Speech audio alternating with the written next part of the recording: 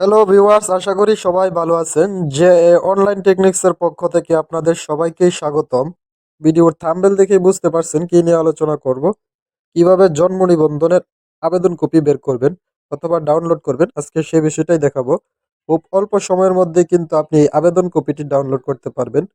কাজটি কিভাবে করবেন?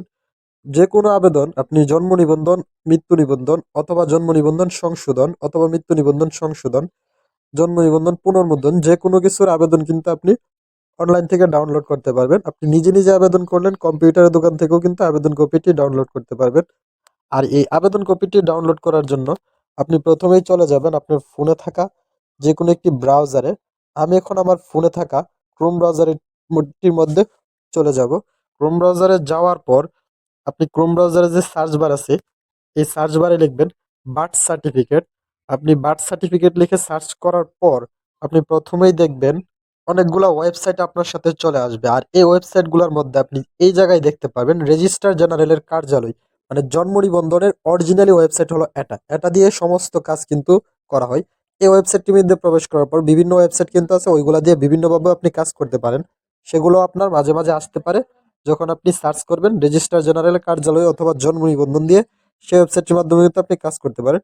আমি এখন এই রেজিস্ট্রার জেনারেল কার্যালয় এই ওয়েবসাইটটির মধ্যে প্রবেশ করতেছি। ওয়েবসাইটটিতে প্রবেশ করার পর মূলত জন্ম নিবন্ধনের ওয়েবসাইটই এটি। আপনি একটু নিচ দিকে গিয়ে এই জায়গায় 5টি অপশন দেখতে পাবেন। প্রথমে জন্ম নিবন্ধনের আবেদন, জন্ম নিবন্ধন সংশোধন, জন্ম নিবন্ধনের আবেদন প্রিন্ট ইত্যাদি বিভিন্ন ধরনের 5টি অপশন কিন্তু দেখতে পাবেন। এখান থেকে আপনি আবেদন সংশোধন, প্রিন্ট অথবা নতুন আবেদন বিভিন্ন কিছু কিন্তু করতে পারবেন। যতটা সেবা জন্ম নিবন্ধনের আবেদনের এই ওয়েবসাইটে দেওয়া থাকে। এখান থেকে আমি আবেদন প্রিন্ট করুন, এটার উপর ক্লিক করার পর আমাকে এ ধরনের একটি ওয়েবসাইটে নিয়ে আসবে। আর একটু জুম করলে আমি দেখতে পাবো উপর দিক দিয়ে লেখা আছে জন্ম নিবন্ধনের আবেদন। আমি চাইলে এটার উপর ক্লিক করে এই জায়গায় জন্ম নিবন্ধনের আবেদন সংশোধন অথবা মৃত্যু নিবন্ধনের আবেদন সেটাও কিন্তু বের করতে পারি। এবং দ্বিতীয় নাম্বারে লেখা আছে অ্যাপ্লিকেশন আইডি। আপনি যখন একটি আবেদন করবেন তখন আপনার ফোনে কিন্তু ওটিপি দেওয়ার পর দেখবেন আবেদন নম্বর দিয়ে দিয়েছে। এই জায়গায় দেখেন আমি জন্ম নিবন্ধনের উপর ক্লিক করার পর আমাকে এই জায়গায় দেখাচ্ছে আমি যে কোনো একটি সিলেক্ট করে কিন্তু সেই আবেদন কপিটি এই জায়গা থেকে ডাউনলোড করতে পারবো।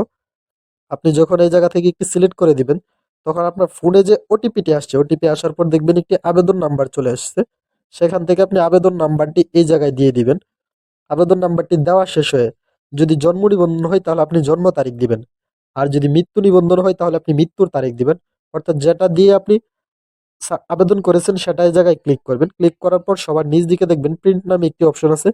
তারপর এই প্রিন্টের উপর ক্লিক করলে কিন্তু আপনার আবেদন কপিটি ডাউনলোড হয়ে যাবে এবং আপনি সেটিকে প্রিন্ট করে নেবেন। আশা করি বিষয়টি বোঝাতে পেরেছি।